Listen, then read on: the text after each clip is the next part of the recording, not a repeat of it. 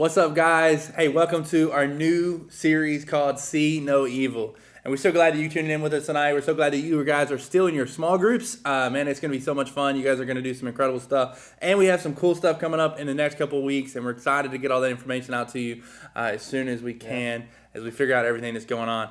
But tonight, we're going to kick off a brand new series. And I'm excited about this series because I think it's going to create a lot of great conversation. And it's called See No Evil. And what we're going to do is we're going to talk about all the injustices that happens in the world. And I was trying to think of like how I could relate that, right? Like how can I bring that to light? And one of the things that like for me, I always thought like Braden and I are from small town, Tennessee. And one of the things that's kind of weird is there are no homeless people where we're from. Like it's not a thing. But when I would go to big cities like Memphis or Nashville and I would see homeless people, or I'd even go to visit my uncle in D.C. and I would see all these homeless people and I'm like, how do you get used to this? Like, how is this a thing that you, like, doesn't break your heart? Like, how are you not stopping and talking? How are you not doing something about it? And I always thought, like, that'll be never something that I'd get used to. And then I moved to Louisville like 3 years ago. And if I'm completely honest, I'm doing fully just confession time. There's a lot of homeless people now that I see, and I overlooked them completely. Yeah. It became something I was like, how do you overlook that? How do you not notice it? Like I would have conversations with my uncle and I'm like, what did that guy do? He lives like right down the road from your apartment, and he was like, I don't know who he is. Like he just overlooked him. Yeah. And I almost judged him, but at the same time, I've become that person, right? I've become the person who completely overlooks it. I drive by homeless people all the time where I don't even stop, right? So what do we mean when we say injustices, right? Because maybe you're probably the same way I am. And we think a lot of times we think of big things like slavery, famine, oppression, right? But we could even include things like racism, right? In our world today, a hot topic, racism. But really when we talk about the word injustice, here's what we mean. When someone is treated in a bad or an evil way, when a human being is treated as though they're less than a human being, that's injustice. When someone is treated like property or trash, as if they're expendable, or as if they're not deserving of dignity, safety, or even enough food to live, they're being victimized by injustice. And that's wrong. We all know that. And that kind of injustice isn't really difficult to see. When someone is treated as less as the person that God created them and made them to be, that's not right. That's evil. Yeah, and that brings us to this guy right here. So this little guy is actually associated with something, this phrase that's see no evil. And it's a universal symbol for covering your eyes to not see something that's happening. And you thought it was just a cute little monkey that you put in your text messages. There's actually a meaning behind it. But that does seem crazy, doesn't it? Maybe for you, like, how can anyone not see the injustice and evil around them and just, like, look away? Like, how can people do that? But it's everywhere. And that's what this series is about. You know, seeing and acknowledging what's right in front of us. Yeah, so right now, pause the video and think about this question. What is something that is commonly overlooked in our world today? Take a few minutes to discuss that, and then we'll resume here shortly.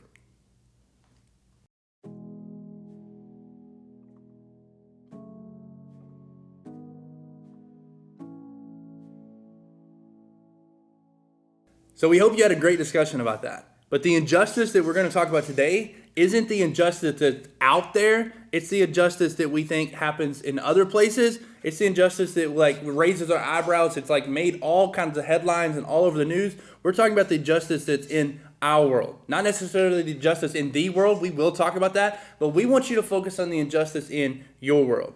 And that's the injustice that sometimes isn't easy to see because it doesn't make the headline. It's not a dramatic story, but it's impacting the people in your own world.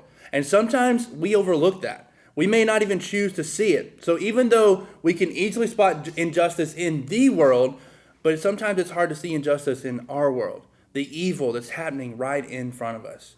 Maybe there's a student who gets picked on relentlessly at your school. Or maybe there's a family in your community suffering because of loss. Or maybe there's even a student in your small group who you know is struggling with some of the injustices in the world. Whatever it is, injustice is happening all around us. And it's right here. If you're like me, sometimes we're literally just ignoring it. In the same way, here's the issue. We can't be part of the solution to problems that we don't even see. Yes, that's so good. We cannot change what we can't see. And I think we all care about the injustice, and we want to see things in our world change and be made right. But the first step is in making things right is simply starting to see it. And we have to see it for ourselves. And that's why I think we need to look at Jesus right now, because you see, Jesus, he always noticed things weren't right. He always noticed when they were right, and he didn't overlook them. And if we follow his example, then I think we have the potential to change the world around us in justice. And so today we're going to look in the book of Matthew, a book written by one of Jesus' closest followers. And Jesus made a huge statement in this passage addressing injustice. And here's how it begins in Matthew chapter 9. Jesus traveled through all the towns and villages of that area, teaching in the synagogues and announcing the good news about the kingdom. And he healed every kind of disease and illness.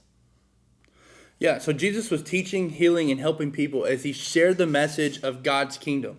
Now, when Jesus talked about the kingdom, he talked about things like slaves being set free, the oppressed being rescued, the hungry being fed, the poor being taken care of, and those who had been cast out being welcomed in. In other words, Jesus was talking about injustice.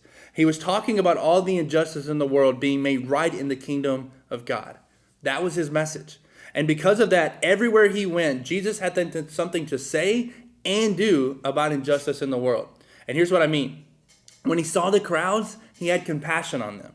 Like in Matthew 9:36 and 37, he said this to his disciples. He said, "The harvest is great, but the workers are few." So maybe you've heard that verse or thought about it. And you said, well, of course he said that. Like, that's Jesus, right? Jesus had compassion. But what does that have to do with me? Well, a lot, actually.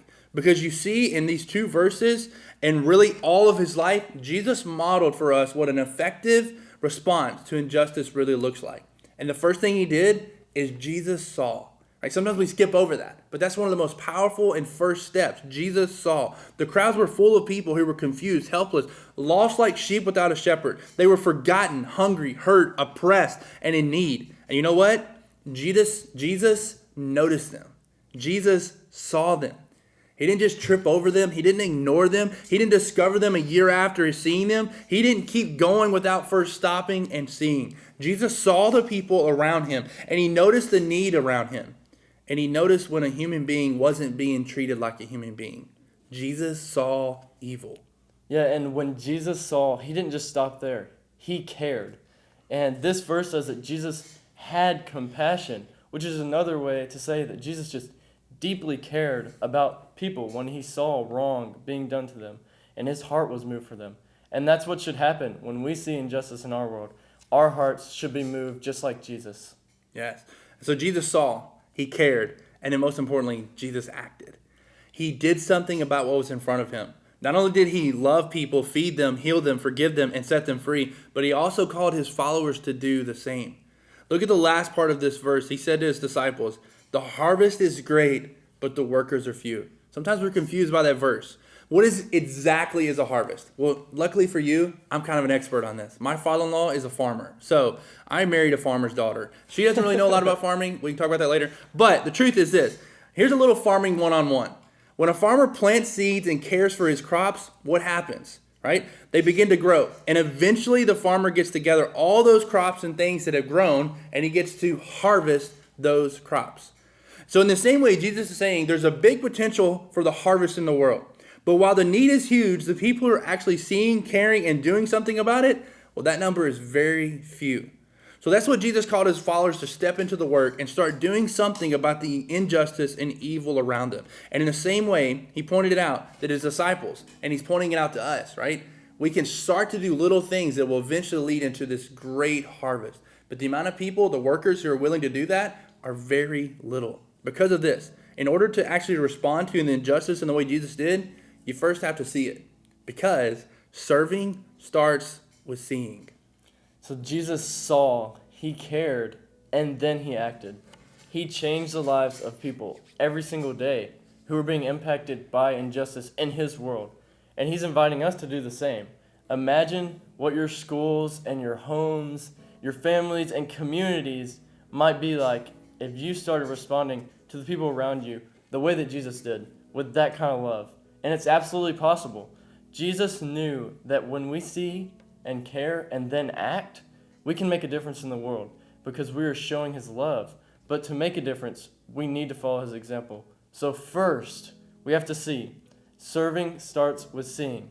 We're going to have to start seeing the poverty, the need, the racism, the injustice, and the crisis that is right in front of us. We have to start seeing it. And we're going to have to open our eyes and see the evil and not look away. We're going to have to do something about it. And today, maybe you just need to commit to saying, God, open my eyes. Yes. And the second thing we need to do is we need to care. Once we begin to see, we have to care. Our hearts need to break for the injustice happening around us. And honestly, for most of us, the reason our hearts don't break isn't that we don't care. It's because of one of the most dangerous things that can happen is we're not moved by it because it becomes normal to us. We've become so used to it that we've forgotten that how it's supposed to be. So I think the best place to start is to ask God to help us remember. Maybe pray a prayer like this: God, break my heart for what breaks your heart. And third, we must do. We have to follow in Jesus' footsteps and actually take a step towards doing something to help right the wrongs in the world. If that seems overwhelming to you, it's totally understandable, but we're not saying that we have to change everything in the world. We're saying start where in your world, in the injustices around you. And, we can't do it all, but we can do something with what's around us. We can serve, and we can start today, maybe by just simply saying, God, use me. Yes, so see, care, do. We hope these are 3 prayers that you'll begin to pray right now and really focus on week 1. And we're going to continue to talk about week 2 and week 3. But listen, start to pray those prayers. God, use me. God, break my heart for what breaks yours. God, open my eyes and let me see the injustices around me. See, this is the model that Jesus set for us to follow when it comes to injustice. And I believe it's a model that can change the world, but I believe it also can change our worlds. But it has to start with seeing. Serving starts with seeing. So this week, I want you to focus on the first step. Focus on seeing.